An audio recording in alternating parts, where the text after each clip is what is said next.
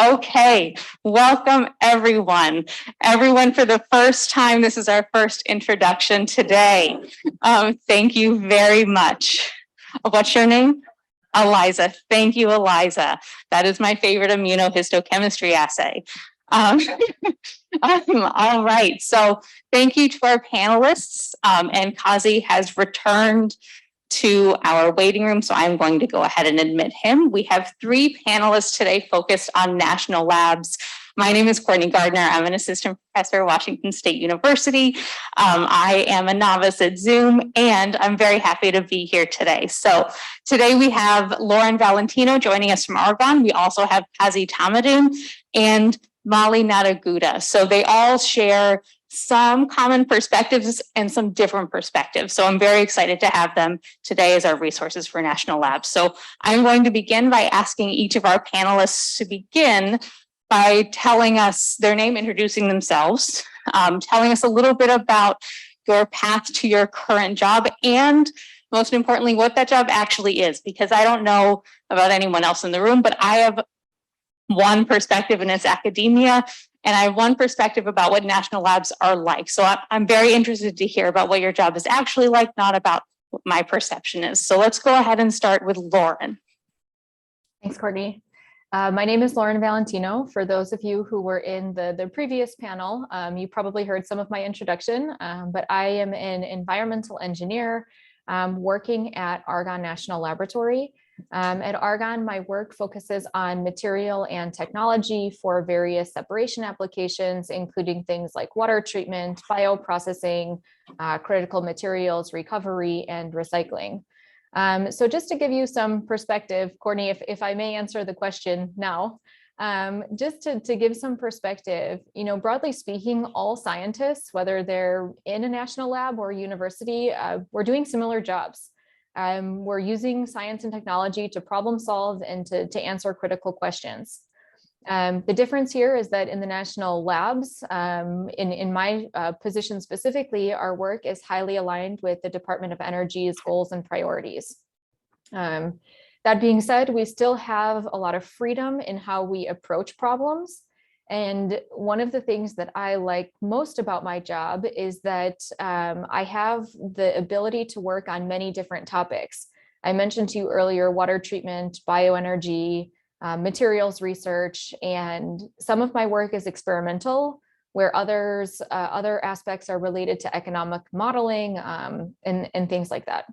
So I will stop there and turn it over to one of our other panelists to introduce themselves. Great, thank you, Lauren. Molly.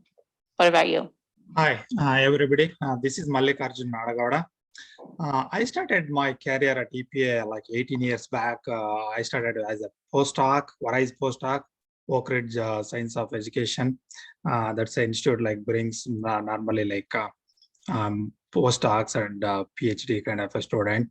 So for the last 18 years, I have been involved in many projects. Like I started with sustainability. I work for US EPA. Like EPA is very much focused on sustainability. In that sense, like we did a lot of work on like how do we make any process, like you take any industrial process, for example, if there is a chemical production in one of the industry, like how that process can be sustainable, how we can use a greener way to adapt that process to eliminate like hazardous chemicals, or like, customize or using a benign material like a naturally renewable material. I did work in that area for 10 years almost. Then we also did work on like creating nanomaterials in a greener fashion using the green chemistry principles. Like there are 12 principles.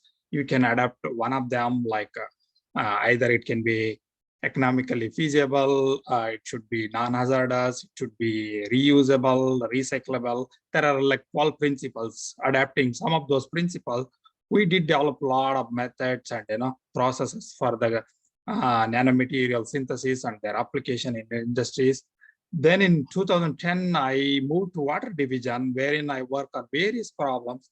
For example, like recently we are working on some of the compounds called fluorinated compounds. These compounds are not biodegradable. They are toxic to human beings. So they accumulate in your blood for a while, like they won't excrete so easily, like 4 to 5 years. So, and also they're coming up in drinking water. This is where I'm working on developing like some of the how do you solve these PFAS compounds, like either removing or destroying them? How do we handle them? That's the one area I'm working on. On the other side, like using excess fertilizer in the water, like in the lawn or agriculture, is running into some of these lakes and creating a green algae. So some of these green algae like produces compounds called cyanotoxins. These compounds are deadly toxic to aquatic life as well as the human beings. So we are trying to address some of these issues, like how do we contain this some of these nutrients entering into the lakes, what are the process, how do we make sure that they don't enter into these bodies, and in case if they enter, like how do we manage them, those are the important areas I'm working in. As I to answer the earlier question, I know Lauren already told, like we also do the similar work like the academic work. Only thing, the difference between the academic and here is we support the mission, like EPA sets up like every year. Okay, these are the important issues in the country. Okay, this is a prominent issue, like it is bothering, for the people or the environment. We pick up some of those issues and then we try to solve them, and we try to help. I also work with a lot of utilities across the country. If they might have a problems or issues or they want some help, so we assist them, we help them to address some of their issues. I am also involved in the like some of the policy work, like sometime whatever the R&D work I do at the lab, which translate into a policy in the long term. It doesn't happen overnight, but it takes its good time. But at least some of our work is translated into policy issues. You all know that EPA manages air, land, and water in this country. We are really, really into that, and our job is mainly mission supported. So that's what I do. Thank you. Thank you. And Kazi, what is your perspective on your job and the process of how you got there? Yeah, can you hear me? Yes. Okay. So hi, I'm Kazem Tamdan. I work as an art scientist at PNNL. I started about a year ago. So as an art scientist, my background is in civil and environmental engineering. So, and during my postdoc, I worked as a environmental science fellow. So my work kind of has an integration of environmental engineering, water resources engineering, and a bit of environmental science as well.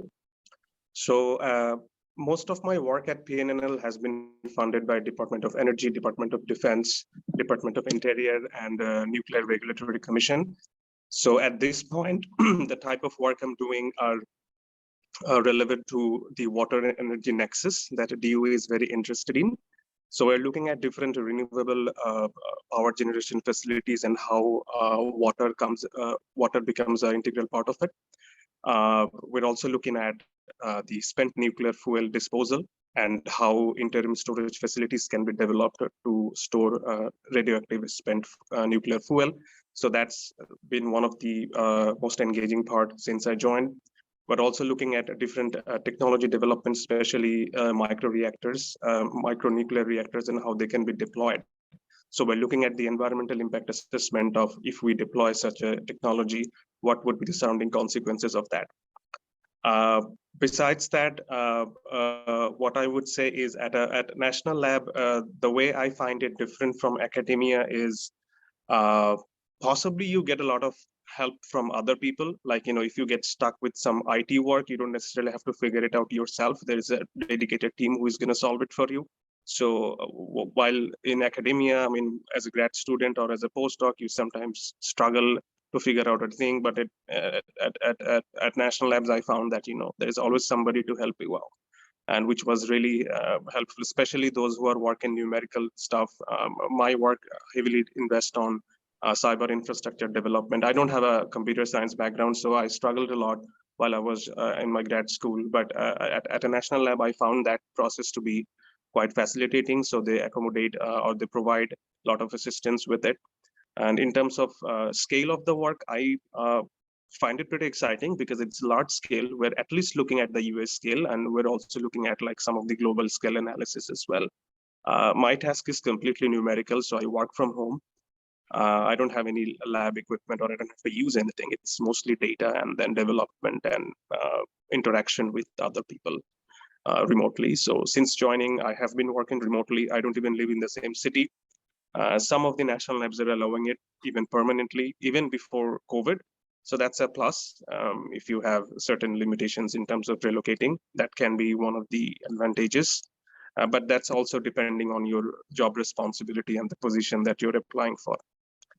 I started off as an international student when I came to the US. So if there is anyone who has questions about, how international students can get into national labs, you can feel free to ask me. And I will keep it short, and then let's keep the questions coming. Thank you. Great. Thank you very much, Kazi. Thank you, all three of you. So I'm only going to ask one question before turning it over to our students and postdocs. In the positions you are now, what is something you wish you had known as a grad student or as a postdoc for transitioning to your current job? What do you wish you had done differently or just been aware of at this stage where we have our audience? And let's start with Lauren again.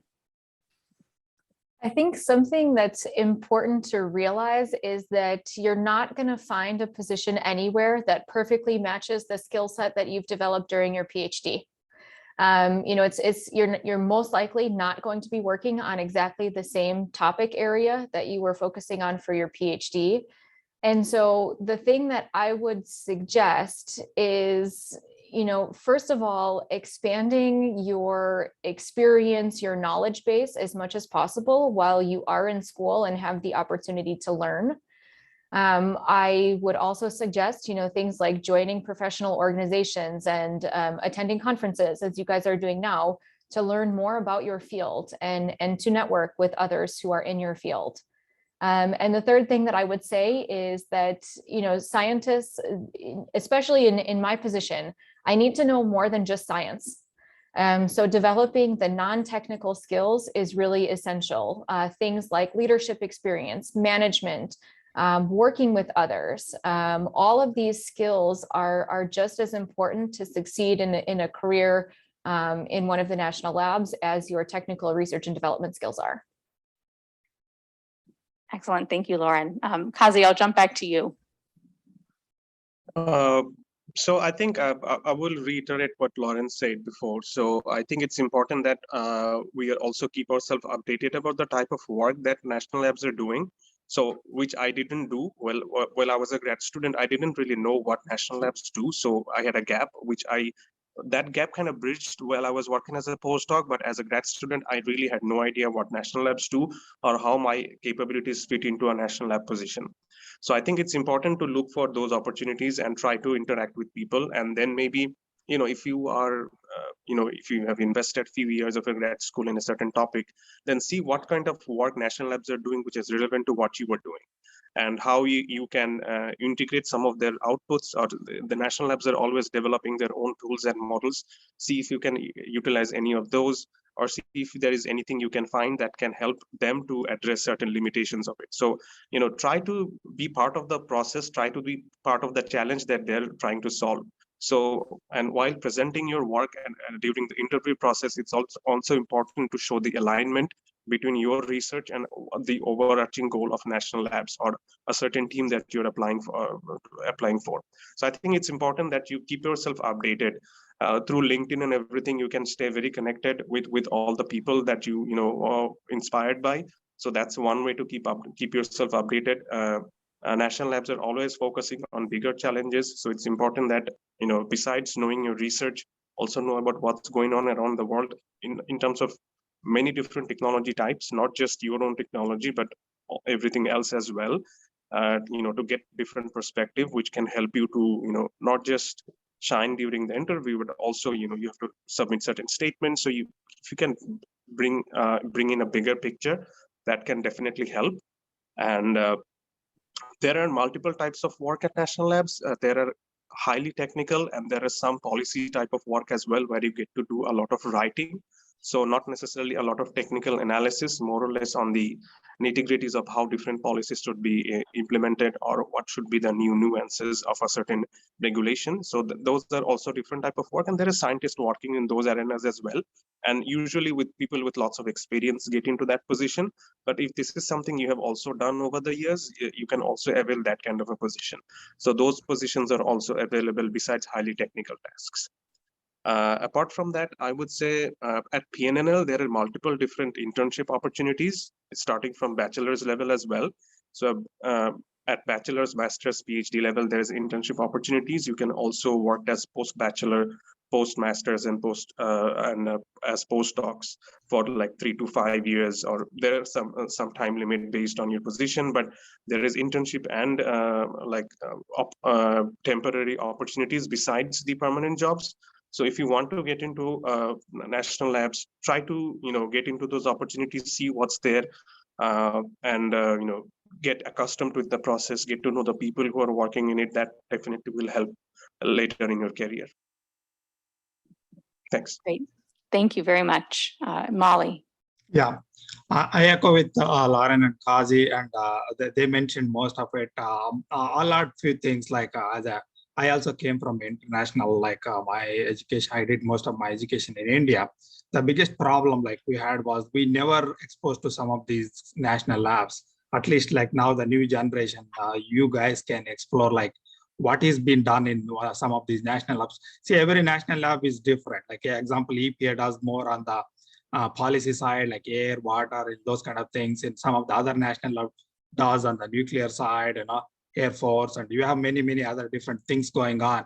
It's very important to know, like, you need to align with what is your interest. For example, like if you are on the environment and health side, EPA may be the major thing. You can look into that. If you are into materials and or on the research side, like there are many the Air Force kind of laboratories or national laboratories like Argonne National Laboratories or Sandia National Lab. There are many other national laboratories which does in the very advanced kind of a research. So it is very important to you to understand like what these national labs does, and how do you align your research with that. Already Kazi told that. And also like in each labs, they have a different roles. As Kazi was mentioning, like, so there can be a policy side, there can be R&D side, there can be administrative side. There are multiple roles. Like you can pick up like what is your fashion, like what you want to do like 10 years from now. Like, are you want to be a R&D person, or you want to be a management role, or you want to be working with across the different agencies to set up a new set of rules. So you need to find out what you really want and then figure it out. Now these days, like we have a lot of the social media, like that's what I want to bring it out. Like when we started, like there was not much connection between the social media and then what the national lab used to do. Now everything you can see, most of the national labs, they have their own pages, they normally like put out like all the announcements, everything, what they're doing, what are their problems. You can go and look at some of these social media sites, also like what other both of were mentioning, like the same thing, internship. There are like all these labs, they offer internship programs, especially in the summer or fall. You can be part of like these different national labs internship. Like this summer, you can do one internship in one of the national lab. Next summer, like you can do internship in another lab. You will get to know like what exactly some of these labs does. And if you are passionate with one of the subject, then you have a better chance to apply there, because inside what they are doing exactly, and it's easier for you to get in. So yeah, this is all it is, need to make a connections, aligning with the research what we do. You should be able to get in. Great, Molly. Thank you very much. At this point, I'm going to go ahead and open it up to our students and postdocs who are here. Does anyone have a question they would like to ask? Yes, here in the front. Yes, please.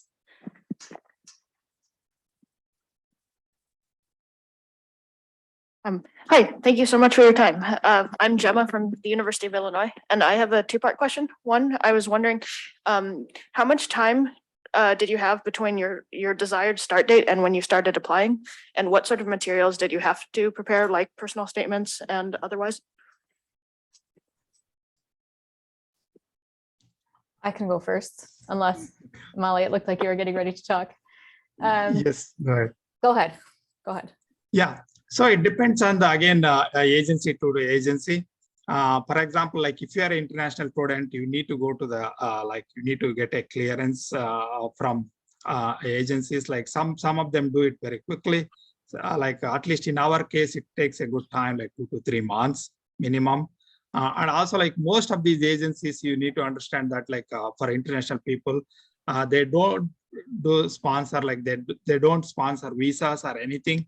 At least you need to be eligible for working in one of these labs.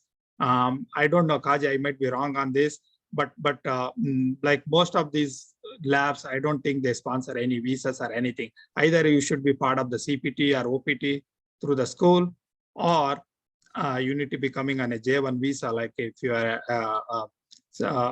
from the international community. Local students are fine. So it takes anywhere between like 2 to 3 months. Also, like to apply some of these national labs, like the government website is called usajobs.gov. This is the official website for the government. That's where like most of the jobs are posted. But however, all the labs, they have their own website. You go there and you register your account there and you keep resume there. Whenever you see a job, you apply there. Especially in the usajobs.gov. So you can create up to 5 resumes there. So different based on like whatever you wanted to apply. Based on the job criteria, you need to tailor made your resume, like what that goes with that job requirement, and then you can apply it. So yeah, thank you. I'll let other people to answer. Yeah, I can quickly comment on the international student options. So as far as I know, like all the national labs do not treat international students the same way. So I think at PNNL, there is opportunities for international students to get sponsored as well. If I'm not wrong, I had my permanent residency by the time I joined PNNL, but I know people who are in either sponsored to H1B or something of that sort through PNNL as well. So that's specific to the state your lab is located, because I know some states have different regulations. So I don't want to comment on that. So, but I know there are positions which are open for international students, even some of the permanent positions as well. And the initial question, can you remind me of the initial question? How much time between when you started applying and your desired start date?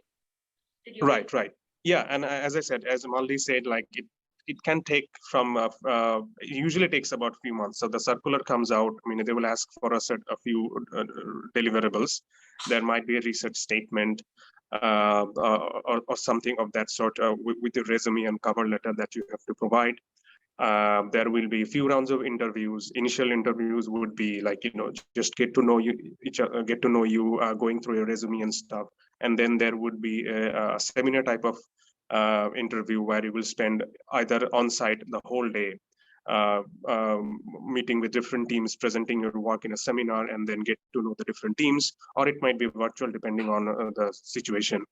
And then there might be a few other rounds of interview depending on the team you're getting into, or the group you're getting into, or the classified information you will have access to. So depending on, there might be different levels of interviews. But as Mali said, it can take the background processing can take a few months, especially for those of you are international students. And again, that also depends on the type of confidential data that you'll be dealing with. So there are multiple levels of confidentiality or classified information access. So depending on, you will have different level of clearances. So based on that, that time can vary. But usually you can think of it as 3 to 4 months time from the time you apply and the day you start joining. That might be a little different for local US citizens, but I don't think that will be drastically different. At least it should be a few months from the time you submit to the time you start working. In my experience, I applied for my postdoc position in October And I started work the following February. So that was November, December, January, February, just about 4 months from the time that I applied until the time that I started. So it definitely does take a couple of months, but there are things that you can do to, kind of accelerate this or, have a way in by making connections with people who are associated with the position. So what I mean there is the hiring manager. Argonne, the person who is doing the hiring is reading applications. Of course, there may be an initial HR screen to make sure that you're meeting like very basic criteria. But after that initial screening, the person who is the hiring manager is the person who's reading the applications. So if you are able to identify who that hiring manager is, either via the job description or, sometimes it's explicitly listed there.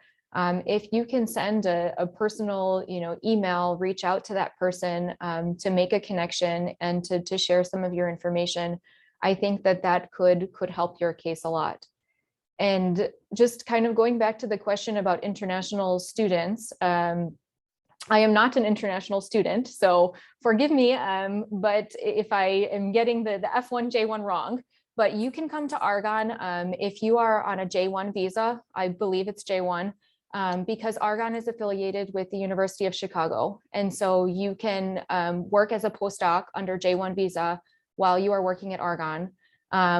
Alternatively, you can come in with OPT and start a postdoc position that way.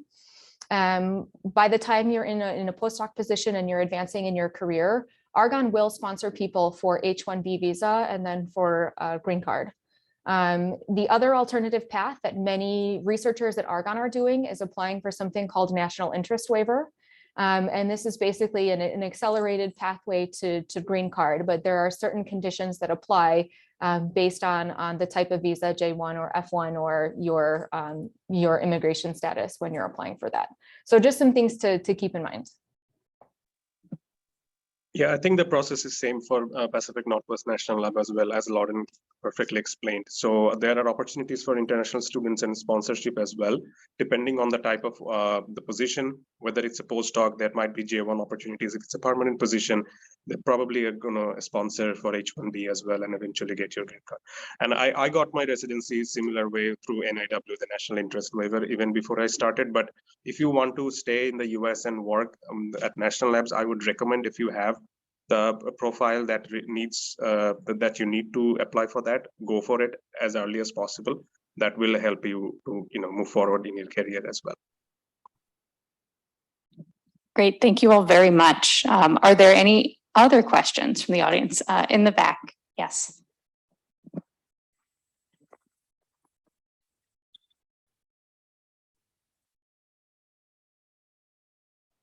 Dr. Valentina, in the previous session, you mentioned the national labs are the middle ground. Oh, sorry, I apologize. Your microphone might not be on. I've also had this issue today.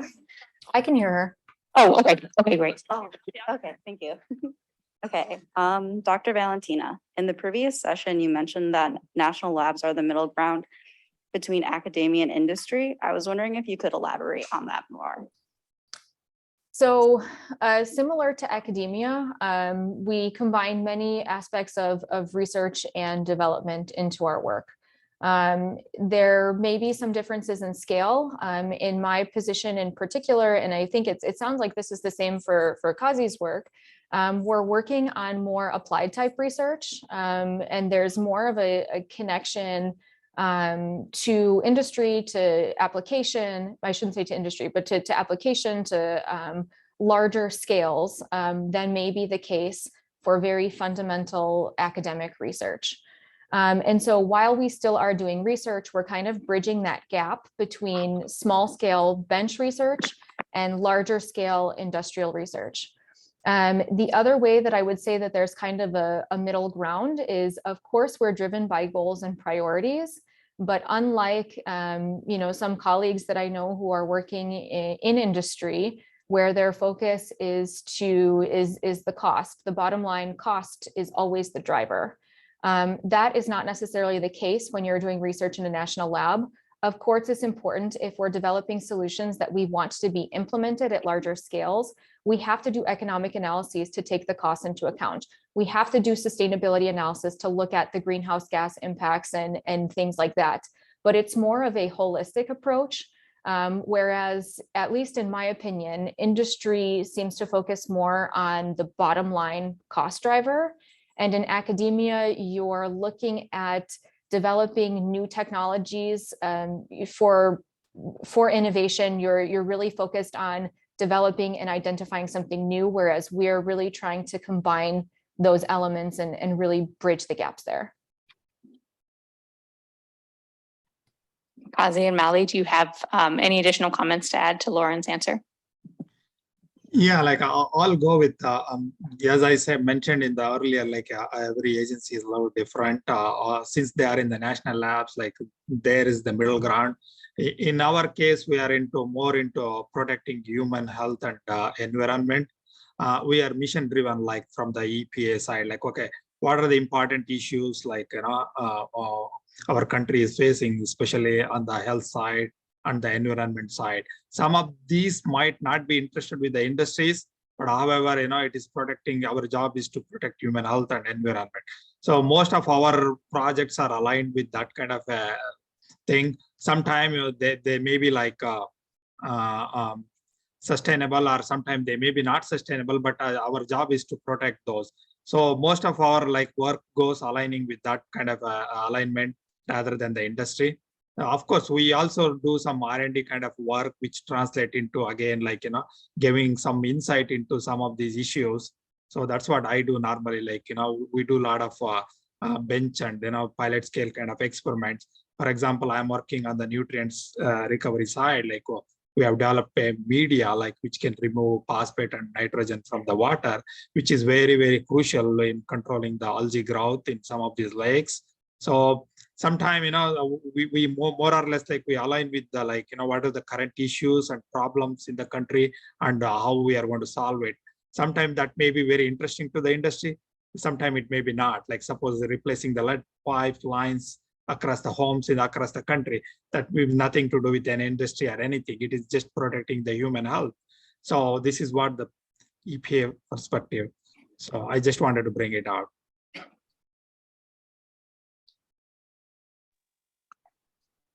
Yeah, as Lauren rightly said that, at national labs, profit is probably not the most important thing. So we're looking at people, planet, and the profit. So triple bottom line kind of approach. So especially with I've seen that a lot of the recent projects are looking at the social equity and environmental justice as one of their prime concerns now, which possibly is one of the major things that national labs are currently focusing. And if you look at the Department of Energy's recent approach towards integrated field labs called IFL project, so they have recently asked for proposals on that. So they're trying to build a network among multiple different universities, especially historically discriminated or underprivileged communities, to bring more researchers out of them. And PNNL has a program where they're trying to encourage historically Black and historically Latino communities to get into research opportunities as well. So if you are one of those communities, look for opportunities at PNNL website. But again, National Labs approach towards the approach towards solving a problem is slightly different. So we're looking at people as well as the planet, besides profit, as I said. So from people's perspective, we're making sure that human health, as well as the social equity part is being taken care of. On the sustainability or the planet part, we're looking at how sustainable the technology is, and then profit is definitely there because somebody needs to fund it. But yeah, we're kind of giving equal weightage to all these three components. Great, thank you. All right, orange shirt. Yes.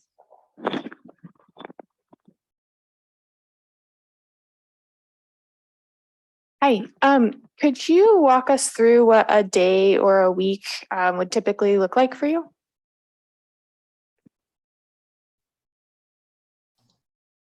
I'll go with this. Okay. So I also want to bring a very important thing here, even though we are in federal labs.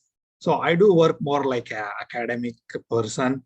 So I have a urgent position in one of the closest universities here, Wright State University. I have access to graduate students and undergrad and even sometimes postdocs over there. So So normally like we are like allowed to work like any 8 hours, any time convenient for you from anywhere from morning 6 to like in the evening 7 o'clock. So you can choose your 8 hours a day. Either you can start from 10 to 6 or morning 6 to 2 or 3. So depends on like how we want to go. But however, like we also do involve a lot of academic kind of activity like publishing papers, and we are also busy like academic people. We do a lot of research and publish a lot of papers. Some of you can go to our website, and especially my website, you can see I do a lot of publications and other academic activities.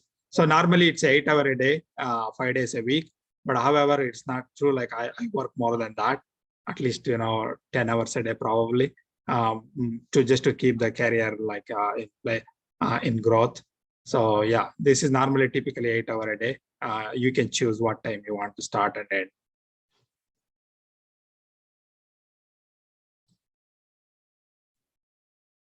I can go next. So yeah, I mean, you have flexibility in terms of which time of the day you want to work. So you don't necessarily have a 40 hours a week target. We usually have a fiscal year target that within that fiscal year, how many hours you need to work. So we usually try to keep it around 40 hours a week because that helps us to achieve that goal at the end of the fiscal year. But I mean, it's quite flexible. I live in the East Coast. My lab is in the West Coast, so I have a 3 hours time gap. But I try to adjust with it. My wife and I recently had a baby, so we're also adjusting with that timeline. So it's quite flexible in terms of when you want to start your work and when you want to finish. You can also work weekends if you want. It's just how you want to report your work hours.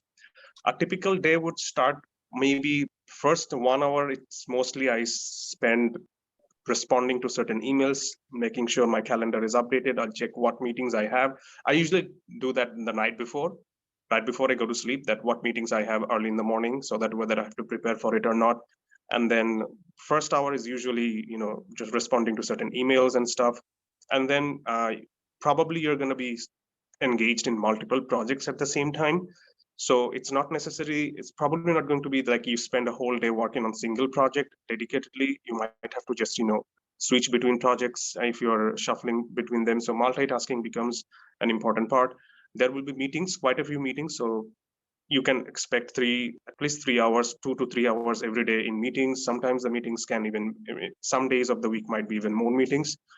Try to get things done during meeting rather than, just discussing. So I have been into 2 different types of meetings. In one meetings, it wasn't that productive, but there are meetings where they also interact and work on a certain common document or a code, which helps us to utilize that time more efficiently or productively.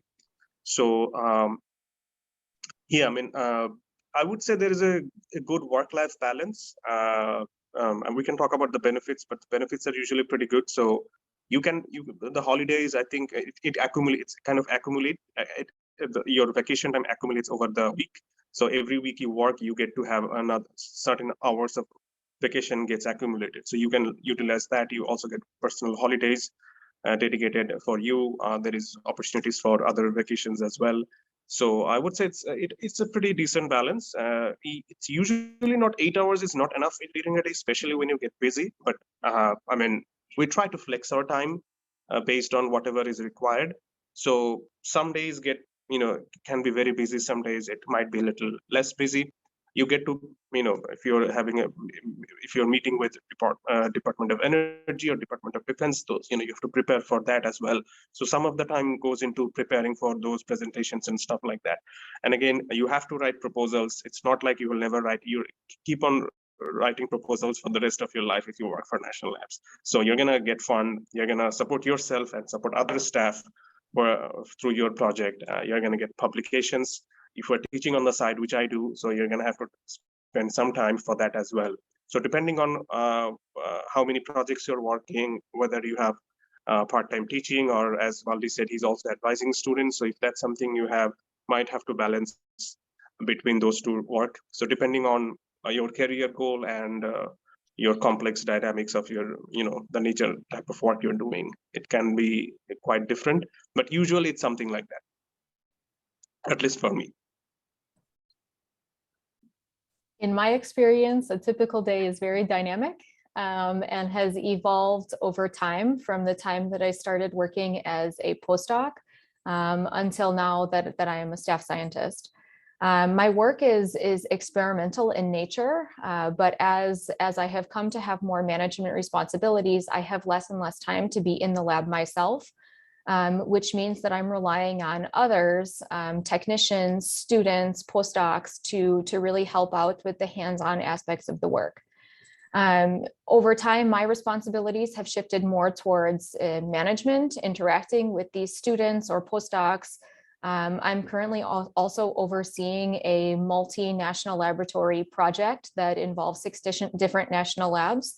And so a lot of my time goes towards managing, overseeing, providing guidance, and even managing logistics, like day-to-day planning and financials and things like that for a large project that's supported by the Department of Energy. So I think that one of the questions that had been asked in the previous session was about work-life balance. And I think that work-life balance means prioritizing what's important to you. If your personal life is your priority, by all means, you have the flexibility and the right to prioritize that. On the other hand, there are many people who work here because they enjoy the science, they enjoy their work, and they want to do, they want to do something that makes a difference. And so if that means, because they enjoy their work and they enjoy what they're doing, that they're putting more time into their work, then that is also a way to go. So overall, I think that in the national labs, for me personally, I wear many hats on any given day, whether it is management responsibilities or going into the lab to try to troubleshoot something that one of my students or postdocs is struggling with.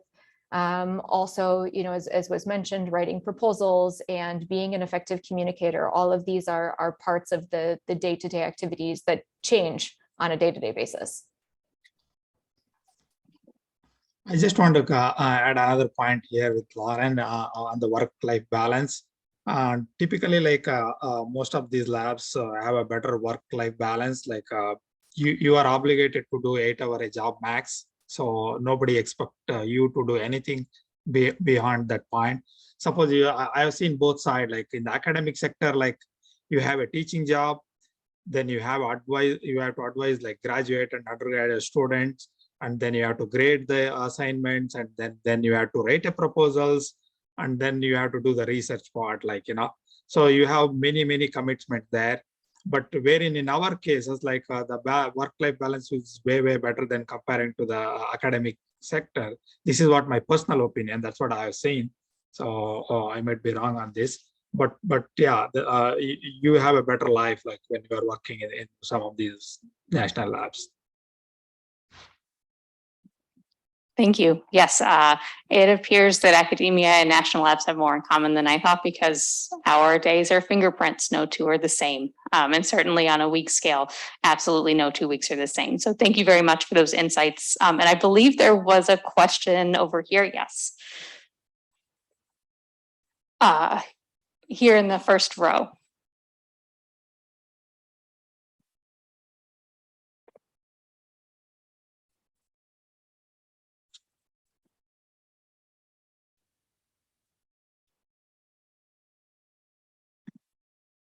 Hello, Priyanka from Rice University. I wanted to ask, how much freedom do you have to choose the topic that you want to work on? Is it more like academia? I think that overall, our work is aligned with sponsor goals and priorities. In my case, that's mostly the Department of Energy, but it could include other funding agencies like the Department of Defense, or even in some rare cases, we can apply for funding from the National Science Foundation. So we do have freedom within those topics that are outlined mostly by the Department of Energy offices. We do have freedom in how we approach the problem. In my work, I'm working on separation technologies for water treatment, for bioenergy, and that includes both material and process development, with some of it being experimental and some of it being focused more on economics. And so I can choose under the umbrella of these priorities and goals that have been outlined, I can choose how I want to solve that problem. I can choose what technologies, what materials I want to apply or I want to propose as a unique solution to try to address some of these problems. So it's under the umbrella, but under that umbrella, you do have some freedom to go in the direction that you're interested in, and also that you think is most promising. Yeah, I agree with Lauren. Like our most of the work is defined earlier in the topper up community. Like for example, EPA sets like priorities. Okay, this we plan like every 4 years. We call a STRAP, Strategic Research Action Plan. So we plan like next year what exactly we are going to do. Like all the management, including like in the lower line. We all have like so many meetings, like at least couple of months of meeting, come up with what exactly like, EPA should be doing and what exactly we should be helping the people. So we come up with this research, we call research questions. For example, okay, we need to address this green algae issues in the entire country. Another example, like we need to address like fluorinated compound, they are coming in the drinking water, like how do we remove them, or how do we destroy them, or how do we handle them? These are the research questions. We set it up upfront, and then work for the next 4 years to address them. Within that framework, like we have a liberty to like how do we address them, coming up with innovative like solutions, or working with some industry partners. We call it as a CRADA, Cooperative Research and Development Agreement. We write these CRADA agreements with different industries. We participate with some industries to take their help or assist them to address some of these solutions. But basically, like some of these goals are set by and the upper management, and then we also give the feedback to them and work for the next 4 years. We don't have that kind of independent like the way academic people does. Like, okay, today you want to work any subject, like as long as you have some funding somewhere. But we won't be able to do that kind of a research. But however, within the framework, we are free to do any innovative solutions. Yeah, PNNL has kind of what we call as the matrix structure. So even though the lab is divided into multiple divisions, but as a resource or a staff, you can be hired by any of the divisions. So you kind of float in the entire organization. So which type of task you will be delegated to depends on your skill sets. So based on the position that you've applied for and based on what you've presented during your interview process, they will have a pretty decent idea about what your core skill sets are and where you should be able to provide or give your capabilities. So based on that, it's also important that once you start working at a national lab, try to build your network as much as possible so that people outside your division also know about your core skill sets, so that whenever there is a sponsor looking, whenever you get a project from the sponsor, they can also reach out to you that, we need this kind of capability, whether you will be able to help us in the project or not. So there is that kind of flexibility that you're not just restricted to one division. So depending on your skill sets, there is overlap between different projects, and based on the scope that's been defined by the sponsor, you can be hired or you can be delegated to multiple different projects which are not directly related to what you have done so far. Another thing is at PNNL, we have something called as LDRD, Lab Driven Research and Development. So this is dedicated fund only for internal research purposes. So if you find something which is, you come up with an innovation idea which nobody has done before, and you don't know how to approach it, you can tell the lab that, I want to pursue this research and give me some money, and I want to, work on it, publish some papers. And if it's good enough, they're going to fund you for that as well. At the same time, you have the option to look for funds externally. So whether it's Department of Energy or Department of Defense or elsewhere, you can always apply for funds. If you have a knack for a certain type of research, you can always look for those proposals and coordinate with your lab that, this is the type of work I have found. There is a RFP and I want to submit a proposal. How should I proceed? So they will also take care of the logistics and administrative things that needs to be taken care of. But you have quite a bit of flexibility. I think depending on what the experience you have and skill sets you have, you will find yourself working in something which will give you happiness at the end of the day. Great, thank you. Well, that is a great question to end on. Let's go ahead and thank our speakers.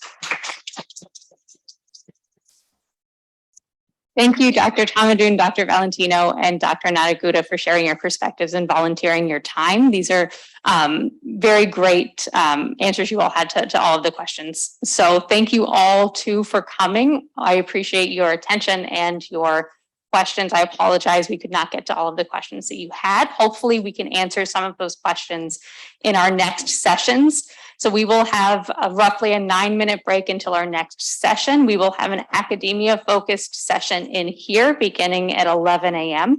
We will have an additional section in Hillman 70 right next door. So thank you all very much. And thank you again to our speakers.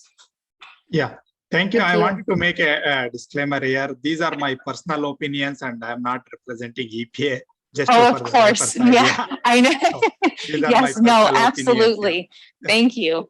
Thank you. I'm echoing Mali. I work for PNNL, but it's all my personal opinion. So Yes. yeah, thanks for the disclaimer. Thank you. Thank you, everyone. Thank you, everyone. Thank you so If you have much. any question, please reach out.